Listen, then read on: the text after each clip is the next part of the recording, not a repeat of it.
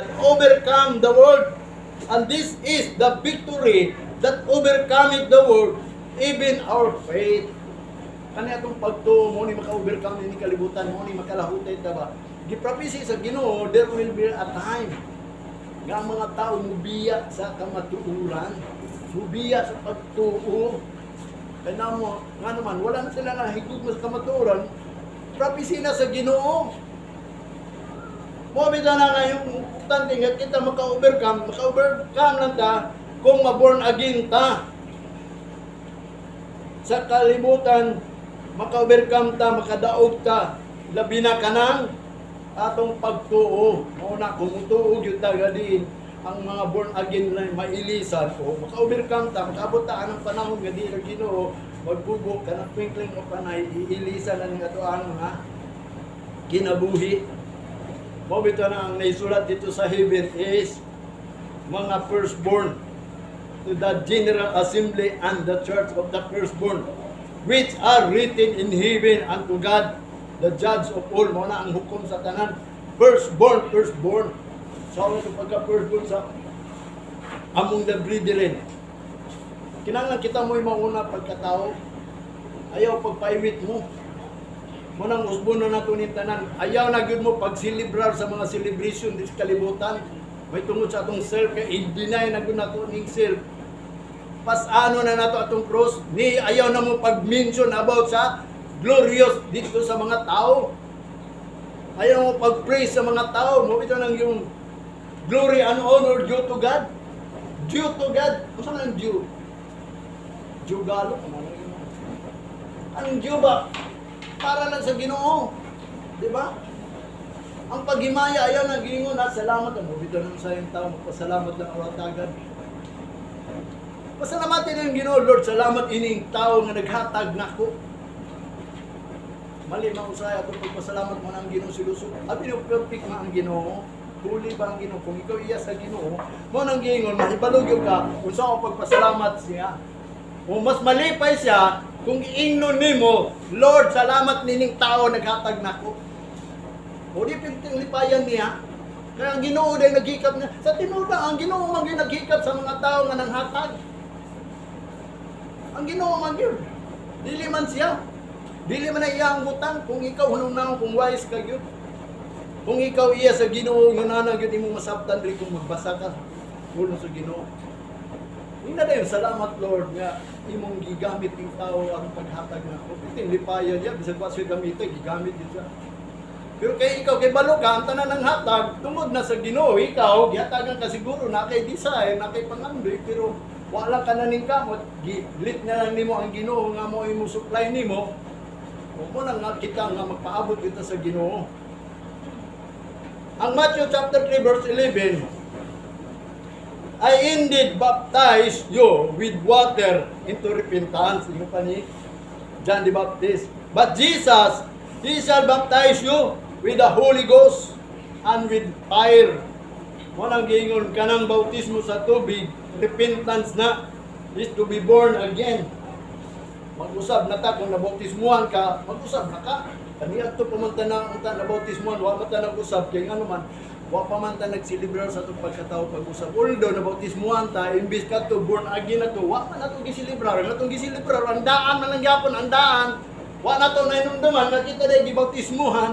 Nga naman kayo, wa may nagwali atong mga pagpamugos yun nga kung ikaw nabautismuhan, ang ilamang kong pangarap, as long nga mabautismuhan ka, kay mamimbro ka na nila, bautismo na lang. Lipay pa sila, o daghang mabautismuhan. Although ka ng bautismo, makaluwas yun na, pero mo na yung meaning nga ikaw na tao pag-usab. Mo na ang repentance sa tubig. Ikaw hugasan. Mo na sa 1 Peter chapter 3 verse 21. Like figure whereunto even baptism, that also now save us. Mo na ang hulagway sa bautismo nga diin magluwas na to. Kung wa ka mabautismoan, adi ka manluwas. Kung nabautismuhan ka niya, wa pa ka nagsilibrar sa imong bautismo, kay wa pa man ka na born again, kay wa pa man ka nag-usab, wa man ka nag-repent, mo na hinungdan ang imong birthday ng usa imong isilibrar.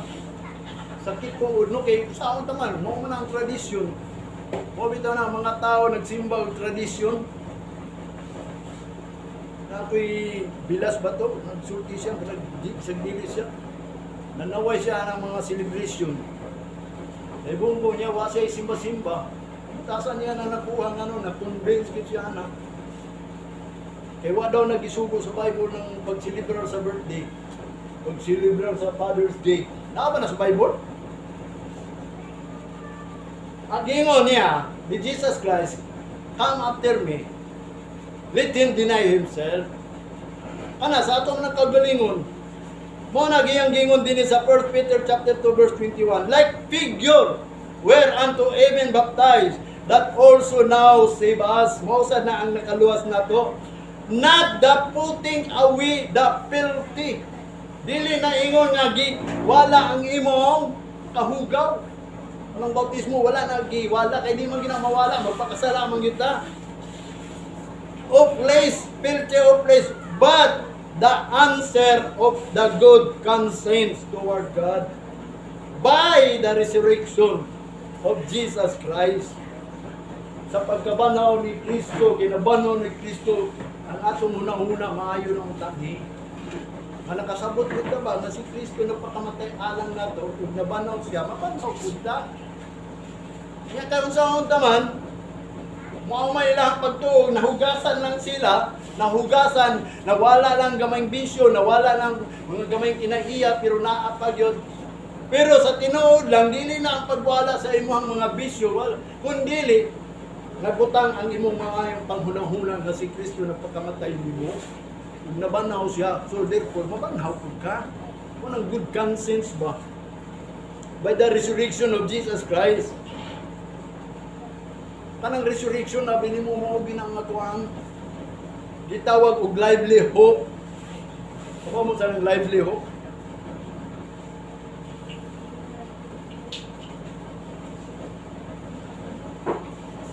Una tamo ato sa lively hope. Mo bitaw nang nagbadlong gid ang pulong sa Ginoo, kay kung dili ta badlongon, ug walay mga pagbadlong, mga bastard mo ta. Mo nang giyong badlungon ta mo kay ngano man imbis si Kristo na resurrect na, kita wa lang gyapon, naalang gyapon ta sa dead. Kanang dead in Christ lang gyapon ta. Dead in kuan ba? Ingon pa niya din sa Hebrews chapter 12 verse 6. Naagi pagbadlong for whom the Lord loveth, He chasteneth and scourgeth every son whom He receiveth. O tanawa, ang matag tao nga iyang na anak na iyang gidawat unsa may iyang gingon? Iyang gibadlong, gi-scourgeth kanang basta kuan jud amo sa nang scourge kanang scourge kuan jud ba? Gipugos gyud every son whom he received kanang iyang gidawat. Sa verse 7, if he endure chastening, matod pa kung ikaw makapadayon ni mga pagbadlong, God dealeth with you as with son, for what son is he whom the father chasteneth not? Kung unsa man day ng anak, kung diin siya adunay amahan niya dili magabadlong kaniya, anak ko na niya mo na iyang badlongon, dili ng mga dili anak. O na kung gusto ka mahimong anak niya, kay bastard man ka, o sige muduol ka niya as a father, ni dawat ka as a son, so badlongon ka by the will of God. Manibot kasabot, kay di pwede nang mamadlong ng amahan niya dili niya anak. So kung dunay pagbadlong, kung walay pagbadlong, bastard ka. Kung doon ay pagbadlong, sa ato pa, sons of God ka. Katong tanan iyang gidawat, iyang ginabadlong. Sa verse 8, but if ye be without chastisement, whereof all are partaker, then ye are bastard and not sons. Tanawa. Kung walay pagbadlong, muna magbadlong ito. Muna ang pulong sa Ginoo, kung ginilis sa inyo kay mga anak ito sa Ginoo. Ang sikreto, gipadayag nato, amin mo sa sikreto, na di lang ta magpaabot sa rapture at yung ipaabot is the resurrection. The twinkling of an eye mo na itong ipaabot. Mo nang gingon diri sa verse 9, furthermore, we have had fathers, do not ay mga amahan. of our place, which correct us. Diya sa unod nga badlong ka nato, correct. And we have them reverence. Ug ato po na silang gitahod. Shall we not much rather be in subjection into the power of the Spirit and live? Ha may maayo ug labaw pagayod nga kita gayod magpauyon ug magpatuo sa atong amahan nga espiritu aron mabuhi ta. How much more? Mas rather be subject. Mas labaw patang mo subject ta itong mga amahan nga naa sa langit. Kaya nga naman, mao nang ang ato ang kinabuhi aron mabuhi ta kanang Father of spirits and live. Sa verse 10, for thee verily for a few days chasten us after their own pleasure, but he for our profit, that we might be partakers of his holiness. Mo bitaw na kini sultiyang tamo niining jutay na mga panahon nga kini pagbadlong nga pinaagi ni sa iyang kalipayan. Unya dinhi sa ato mabatunan nato ni nga kita mahimong partakers diya sa pagkabalaan. Sa verse 11, now no chastening for the present seemeth to be joyful. Karon daw ang mga pagbadlong dili ni makalipay. Di man mo malipay kay ngano man. Grabe ang Ginoo ni sulti nga din ayan ang pagsilibrar. Kagwapa nang pagsilibrar. Mao nang celebration sa imong lawas. Mana dili ta malipay usahay labi na kung kita gani dili iya sa Ginoo. Kung iya ta sa Ginoo, although magguol ta karon, matod pa niya dinhi. But grievous kun dili makaluod ba? Makapanluod. Anong badlong sa Ginoo. Nevertheless, afterward, upon ni Ana, human Ana, it yielded to the peaceable fruit of righteousness unto them which are exercised thereby. Labi na katong naghimong ini sa tinuod, human anang pagbadlong, ikaw moadto sa kalinaw. Di ka gusto malinaw? Gusto gyud ka di ka badlungon? Mo na moabot ang panahon, magkagugot ra ang kalibutan, di ka makabatog kalinaw kay nga naman di makagusto badlungon. O bitaw nang gibadlong ta sa Ginoo kung asa ta. Mo na iyang gingon kanang nag-exercise. Kini mga pagbadlong makabatog ra na kalinaw kamo, makabatog ra mo kalinaw po kanang moabot mo ba? O bitaw bisan kini ato ang hulga sa kalibutan. Nag-all ba mo kanang vaccine? Glory to God, nabaksinan na ra ba mi? Ay mo kadlog kung pabaksin kita way baksin diri. Buhat na sa kaaway. Nga din kita ganda na aron dito kasimba. Okay, kung moabot ang panahon ng way baksin di na mo gawas. O di nakakasimba. Abi na ang kaaway di gusto nga mo simba ta kay kining simba iya magdiri sa Ginoo. Sa adlaw sa Ginoo sa balay buhat ko kita dito. Unya, kung wala tayo muna na, moabot ng panahon, muna ayaw mo kadlo, kay ka na usalang nakatrip, kalibutan. Ulo ko yan na, pero namatay Ginoo, di ba? Mutuo ba mo, anak? Pag di man mo muhimin. Mabitan na kung gingon ninyo, pagbadlong, ang mga pagbadlong, muna nga din, sa kabutang nga din ka na, mingon siya, kung ikaw mahimong anak, makabaton ka, o kalipay, o kalinaw, o kabangan sa Ginoo. Ang 1 Peter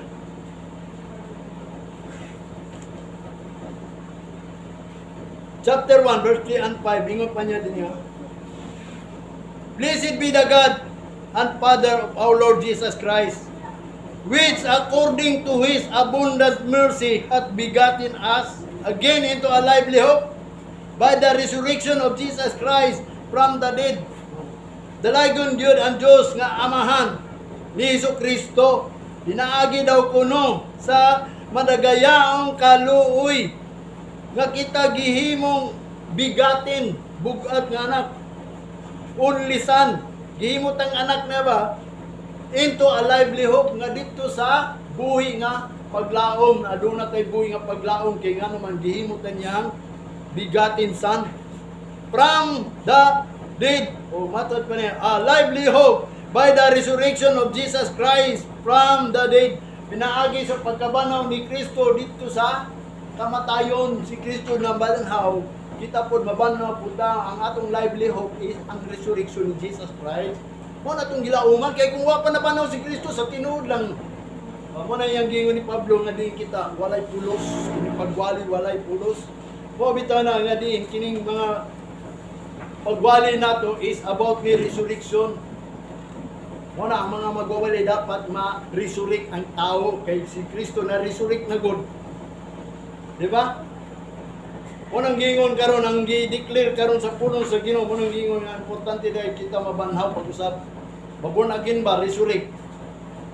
Sa Roma chapter 1 verse 4, and declare to be the Son of God with power. Kinahanglan ni declare ang anak sa Dios nga dunay gahom according to the spirit of holiness, sumala sa espiritu pagkabalaan by the resurrection from the dead, pinaagi sa pagkabanhaw sa kamatayon. Mo na ang magwali dahil kinahanglan magwali nga diin si Kristo na banhaw. Mo nang dagang kayo nagwali nga diin si Kristo na banhaw. So unsa man atong walihon kung siya na banhaw, mabanhaw pud ta. Kay gibaptismuhan na ta sa tubig. Kasi gingon niya dito sa 1 Corinthians sa 15. Balikon tani kining 15 mo ni importante kayo na din. About man sa twinkling of an eye ba? Kanang pag-twinkling ba?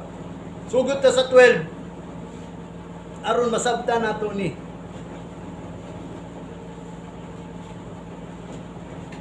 Kay mao gini dapat iwali sa mga pastor. Wa bitaw ning final words na ni nako kay mao ni akong isulti ninyo. Kung gusto mo ma-rapture, kinahanglan resurrect ko sa mo. Mailisan ba? Ingon pa niya din sa 1 Corinthians chapter 15 verse 12. Now if Christ be preached that He rose from the dead, how say some among you that there is no resurrection of the dead? Kung si Kristo atong giwali, nga siya nabangaw gikan sa kamatayon, nga naman ang uban miingon nga walay pagkabanhaw. Sa verse 13, but if there be no resurrection of the dead, then Christ not rise or risen. Christ not risen, wa day nabanhaw. Kung si Kristo wa man nabanhaw sa kamatayon, so siya wa gyud nabanhaw. Verse 14, and if Christ be not risen, o risen, kasi pagbasa ini, risen. And if Christ be not risen, then is our preaching vain, and your faith is also vain. Tanawa. Kung wala banaw si Kristo, ang ato adiyahin pagwali, sayang lang. Unya ang atong pagtuopilting sayang nga. So therefore, sa ato pa, hingon ni Apostol Pablo, kinahanglan magwali ta nga si Kristo na banhaw. Kaya kung walay pagkabanaw, kita mga patay. Sa verse 15, yea, and we are found false witness of God, because we have testified of God that He raised up Christ, whom He raised not up, if so be the dead rise not. Matod pa niya.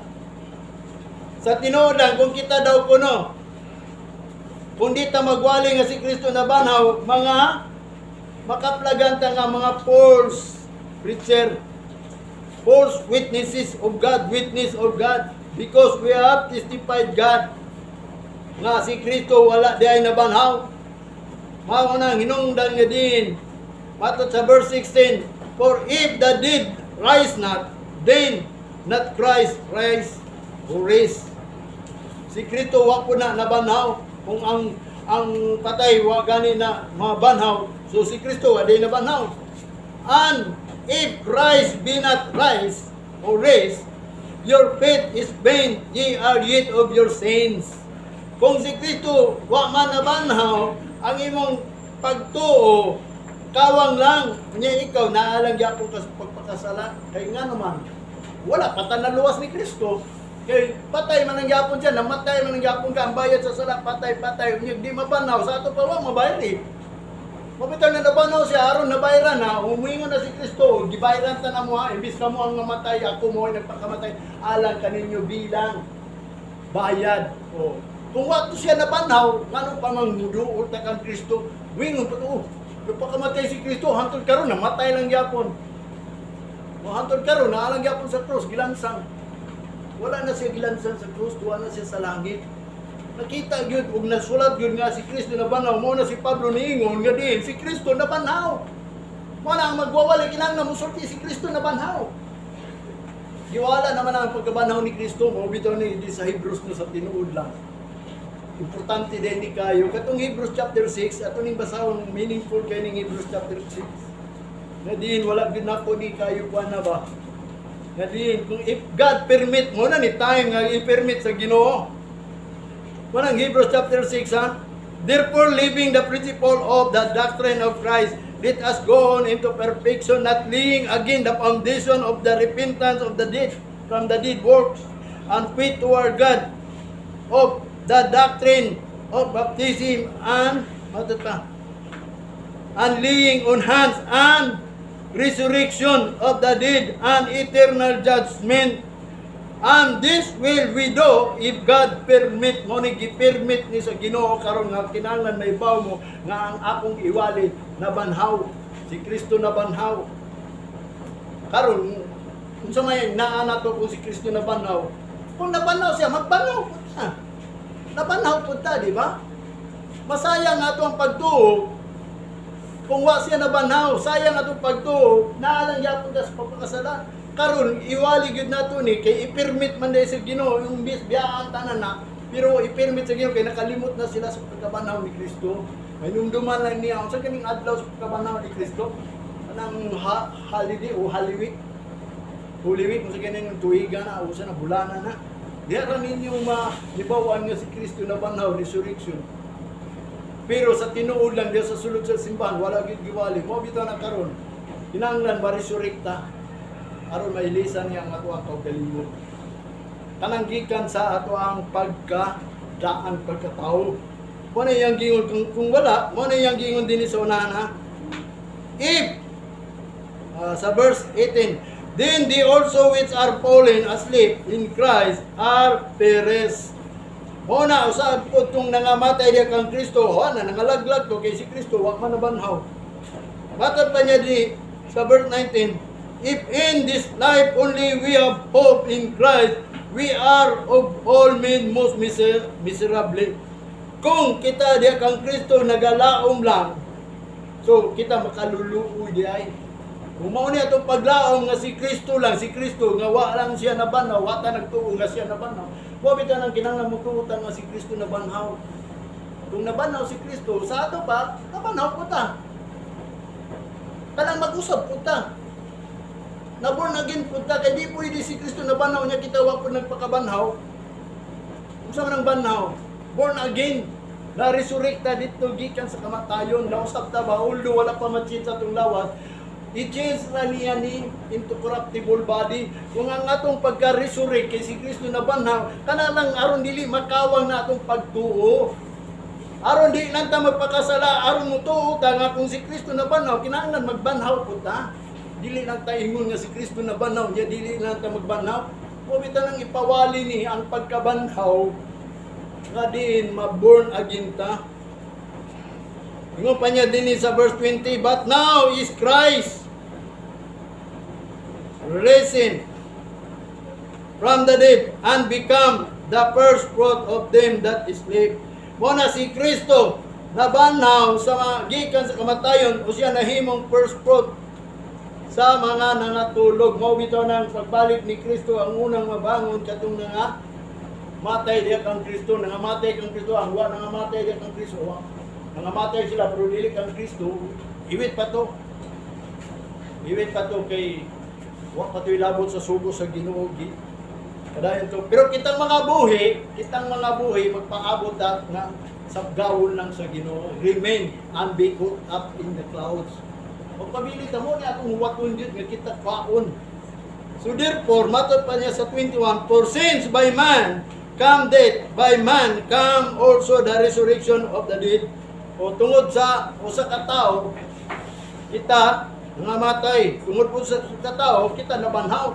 Din sa matong unang tao nga din, tungod niya nangamatay ta. Sa verse 22, For us in Adam all die. Katong natao nga gikan kang Adam nangamatay ito, even so Christ shall all be made alive. O kita na diha na kang Kristo mga buhi na ta. Anak mo iyagid sa Ginoo, pero kung ikaw dili iya sa Ginoo, wa pa ka nabanhaw. Kung muto bang iya ka sa Ginoo, kanang nabanhaw na ka. So tuwi igod nga banhaw na ka. Nabanhaw na ba ka? Kung iya ka sa Ginoo, nabanhaw na ka. So may buhaton ka ng tao nga nalisurik na.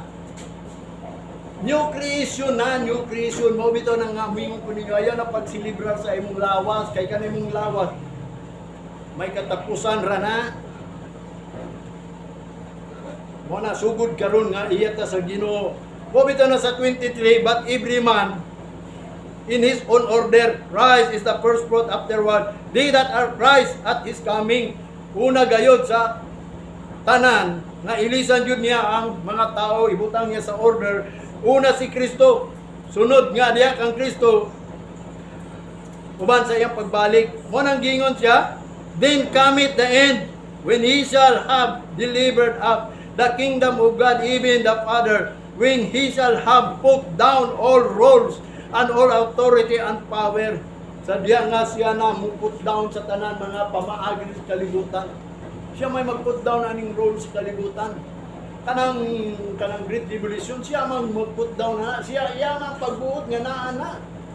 Iyang giingnan man gani, gihatagan na siya og 42 ka bulan lang, pagkauman na, patyon dayon na siya sa Ginoo. Ano yung gingon siya nagbuot nga kana, magkuha na siya, maghari diri, magpaila nga siya, kuno Diyos, aron ang mga tao, mubalin niya. Wanang grabe na kayo, kay ikaw, nahibaw na ka, once nga magpamarka ka, ano, di na ka maluwas, mo ninunggan, magdagandagan pa ka, padili-dili pa ka, turkiron pa ka. Wanang ang panimalos sa Ginoo sa usa ka tao nga dili makaabot o dili makabantay ang kwintin mo panay. O bitaw na nga ang last enemy niya, mo niyang gingon sa 26, the last enemy that shall be destroyed is death. Mo nang iyang i-destroy na, ang last enemy, ang kamatayon na iyang i-destroy through resurrection. Pag ma-resurrect na ka, o di na ka mamatay, kaya napanaw na ka. Tanawa si Kristo, namatay na ba? Napanaw mo siya, tuwa na siya sa langit, di na to siya mamatay. Wani na to siya diri, mag-rule siya diri, iya pa pang pambungkago ng kamatayon, kanang tao nga mamatay, o di na mamatay, kay iya na nang resurrect, i-resurrect na niya, ilisa na niya og body nga incorruptible. Wanang gingon diri sa verse 30. And why stand we in jeopardy every hour nga nung magtindog man tayo ni mahadlok ta kanunay. Mo bitaw nang ilisan ta niya in the twinkling of an eye, ron dili ta mahadlok. Diyan na ang time nga i-put down niya, i-destroy niya ang atong kaaway, ang kamatayon. Mahadlok man gud ta mamatay. Labi na kung di ta katrabaho, kaya watay kaunon, hingo na lang ang Kristohanon, tumunong panahon. Di na deta manarbaho sa atong kaunon. Sa tinuod lang, una lang ang gingharian sa langit, mo na gingon ni Jesus Christ. Kaya ang Ginoo nasayod ng daan, wa pa ka magsulti ang inyong amahan kung sa inyong kaunon, sa inyong ibisti, sa inyong ibalay. O di ba? Mo na yung gingon. Ang problema lang, kaya di ka kauna, kaya gusto gini mo imong kagalingon, nagbuot-buot ba? So na, nangaluya na lang. Sa tinuod lang, ang kusog nato diya sa Ginoo, mo na iyang kalipay. Kung malipay ang Ginoo, natay kusog, dili ng kusog, gikas pagkaon, balag patay kaon, basta natay Ginoo, sa tinuod lang, kusgan kita. Mabita nang mag-trust sa Ginoo, kay kung musalig ka sa Ginoo, wala yung gingon, hail to your navel. Navel na yan. Tiyan ba? Kanang tiyan nga naadya sa sulod nimo unsa may daghan, kung sa bation sa tao, ulcer, panuhot, kulon, sa mga kaha, ay kulon tayo po ng kaha, layo po ng kulon. Mga kanseros, mga sakit nga nigo abot sa sakit ang tiyan, muning na ang tiyan. Ano ba, wa mo kay salig sa Ginoo, mo na sugod ka ro, gumusalig ka sa Ginoo. Dili nakakabaton na natin. Mo man gingon sa Ginoo. Sa Proverbs chapter 3. Kunya mo nang hinay ka mulakaw kay mag-ana na ka kay sakit imong lawas. Kay wa nay kusog ang bukog. Pero sa tinuod lang ako, sultihan ka mo, muglumbat nagdagan, nudog kusog ka, pero dagan pa ko. Ano man, ang akong kusog nasa Ginoo, kay akong gipray sa Ginoo, nga di ang Ginoo mahimuot diri. mo na nangayo ko sa Ginoo Lord, himo agyon nga kining adlaw mapahimot ang taka. E once nga mahimot ang Ginoo nako, mahimo kong kusgan gikan sa Lunes hangtod sa Sabado. Unya pagka Domingo pasalamat ako sa Ginoo, pangayon ko, Lord, himo gyud ako mapahimot mo bitaw pagka adlaw sa Domingo ako nahuna, Lord, this is your day. Ano mong adlaw? Walag Lunes dili nimo adlaw Ginoo. Na ako'y buluhaton, sayo kay ta sa buluhaton diya sa Ginoo. Sayo kay ta kay malita hadlok ta di sweldohan. Hindi mo mahadlok nga ang Ginoo, di mo hatag inyong puso. Mga iya makamo sa Ginoo, mauna ang life diya sa Ginoo. Wala ang buhi nga nangalagad sa Ginoo. Wala yang gingon dinhi sa ambakan o balikon tani. Diri sa verse 29. What shall deed do which are baptized for the dead? If the dead rise not at all, why are they then baptized for the dead? Kung sa maday gibuhat anang bautismo diya sa mga patay, kung ang mga gibautismuhan di man lang mabuhi, ayan ang pagbabautismo. Ang uban man gud nagpabautismo lang, kay kung dili magpabautismo di man maluwas. Yung sao man ang bautismo, kung di ka magpabautismo og muto o di ka maluwas. Pero kung mutuo ka, wala nang giingon niya dito magpabautismo, maluwas ka, dapat mutuo gyud ta. Una mutuo ta, magpabautismo ta kay ilhangan man na kanang bautismo is figure man na siya, kanang figure. Asa pa kung gingon figure ha? Pasabton to man ni figure. Nga atong gisgutan kita gusto sa Ginoo like figure into the image of the Son of God. Kinahanglan mahimot ang figure ba ma-conform ta sa dagway sa Ginoo ba dili ta ma-conform ining kalibutan, may sama ta daghang kalibutan. Mo bitaw nang giingon ni Apostol Pablo sa Roma chapter 12 verse 2, be not conformed to this world, ayaw mo pagkasama ning kalibutan. Kay aron dili mo maka anang may sama mo, di na mo yung kabalo kung sa hingpit ng kabubuton sa Ginoo. Kanang figure, like a figure. Matod pa na, mo na ang simbolo or present, accounting, diagram, or printed. Mo na consider picture, pattern, drawing of a form. Mo na mga design, kanang figure, kanang ang design sa Ginoo nimo himuong kagdagway sa anak sa Dios. Mo na yang himuon ka gyud ba? Mo bitaw na nga ang clay dili na magbuot sa pattern. Mo na ang Ginoo magbuot nimo say magbuot. Salig mo na ako akong bala ninyo. Labi na kanang vaccine karon ayaw gyud mo paguna-una na pa vaccine kung gusto. Una may time pa vaccine. Vaccine maganin nang walay Diyos kita pa ka. Pare atong uban nga di na di ko pa vaccine kay nga Ginoo mo na dua-dua mong ikaw kay ba. Unya karon badlungon ka sa gobyerno kay way vaccine dili ka kana kasimba. Ang kuyaw di ang gingon sa Bible kanang ayaw pagpamarka marka ba din ang vaccine. Dili man ang marka. Pero di ta moabot anang marka. Pag dili ka baton anang gitawag og resurrection. Amo na na imong gingon di sa pagmingon ka di ko magpamarka. Mamarkahan ka gyud. Hindi ka mamarka na. Bukdon ka lutuson ka mo nang panimulos gyud sa Ginoo padayag na niya man unsa atong buhaton ana mo nang dili ta angay mahadlok mo nang giingon ni Moses nga diin siya nahadlok gyud og nangurog gyud ana pero ningon siya you are in the Mount Zion kay kano nga nahimo man tang church of the firstborn mo nang pagkatawo ta ang last enemy nato is kanang kamatayon sa diha nga ipot down na sa Ginoo na under foot kanang yang enemy the last enemy is death kanang kung saan man niya pag-destroy ng death, resurrection. Di ba? Ang pagbayad sa atong sala, mga kamatayon, si Kristo na napakamatay, pagkabanaw niya, o nabayran na. Kaya kung wa siya nabanaw, wa pa ta mabayri. Kung di mabanaw siya, ang atong pagtuo, sayang lang.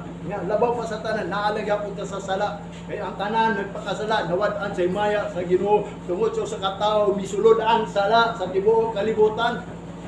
Na tungod ni Adan. Pero di ko dinungdan si Adan, si Ibagod. O bitaw na ningon sa Apostol Pablo ba, ayaw tuguti ang mga babae mo muwali. Witness na nga siya. Kapag mo siya na witness, saksi ba? saksi siya nga din si Adan gigamit sa Ginoo, si Adan mo ay panon sa Ginoo gisugo sa ana way witness lang ba, witness sila nga din do nagyoy ipadala sa Ginoo diri kung sila asawa man o witness. Bobito na ang usa ka butang ningon si Pablo nga ayaw tuguting ang babae musulti sa simbahan sa church. Pahiluman na sila. Kung nasa pangutana dito sa balay, kung nana ang gingon ni Pablo. O bito na nga diin kita, kinangnanta doon ang kita'y knowledge ini. Ang gingon sa John chapter 6, verse 37.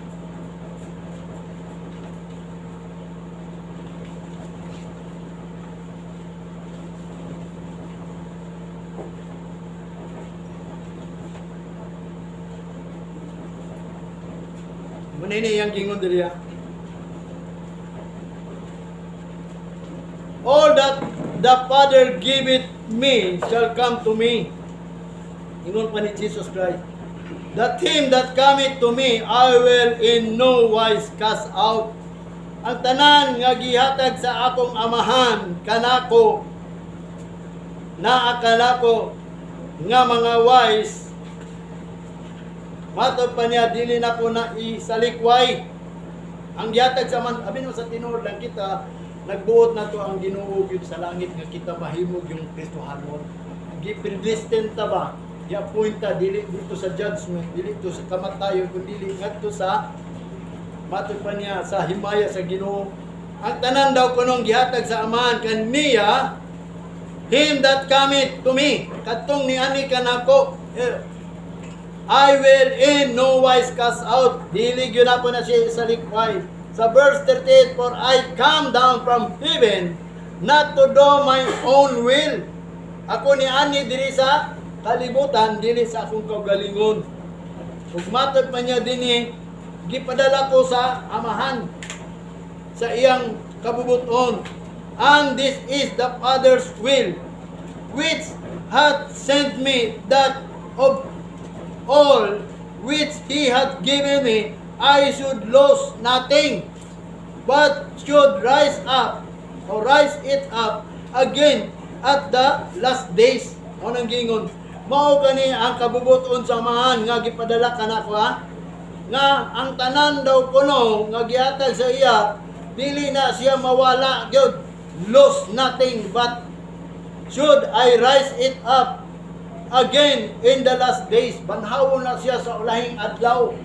Mga nangalagad diya sa Ginoo nga gihatag ikaw, gihatag kasamaan ngadto kang Kristo Jesus ka pinaagi ang pulong. Mo bitaw ni si Kristo mo ning pulong, ikaw gihatag ini gipapaminawon. Mo nang giingon ni David, we are the sheep of this pasture.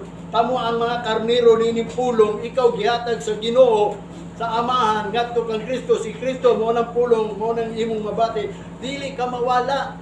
Kundi banhawon kaniya sa ulahing adlaw. And this is the will of him had sent me, that everyone which seeth the Son, nga mao ni ang kabubuton nga nagpadala kanako nga matag usa kaninyo makakita gyud sa anak, and believe it on him, ug mutuo kaniya, me have everlasting life, and I will rise him up at the last days. O banhawon ta sa uling adlaw. Kunang pagkabanhaw nato, last days na. Wala paningkamutan nato ni mabanhaw ta gyud sa ulayng adlaw kanang twinkling mo panay nga mailisan gyud ta. Kay mo na ang katapusan, bahala na magbut ang great tribulation, basta mo na ang time nga i-put down na sa Ginoo, i-destroy na sa Ginoo ang last enemy niya ang kaaway by the resurrection. Mo nang dili na ta mamatay kay ngano man daw ta magatindog ta kanunay sa kahadlok every hour. Mo nang ilisan ta niya. Mo na yang gingon dinhi na atay life unya iya tang banhawon sa uling adlaw. Karon natay life, mo ni akong gingon sa inyo, kanang life ninyo, natural life, hangin, tubig, dugo, mawala ganina sa inyo, patay mo. Pero kung nakay Ginoo, mo nang gingon, kanang life nimo, ni ani si Kristo, kitagaan kag abundant life, kanang maluhatayon Diyos, dili nang gikan sa pagkaon nga ikaw, mabasbog lang ka, o mabuhi lang ka. Mo bitaw nang ningon si Jesus Christ, man shall not live by bread alone. Kay ngano man, kung bread alone lang, mamatay ka. Pero kung nakakay word of God, mabuhi ka yun. makalahutay pa ka.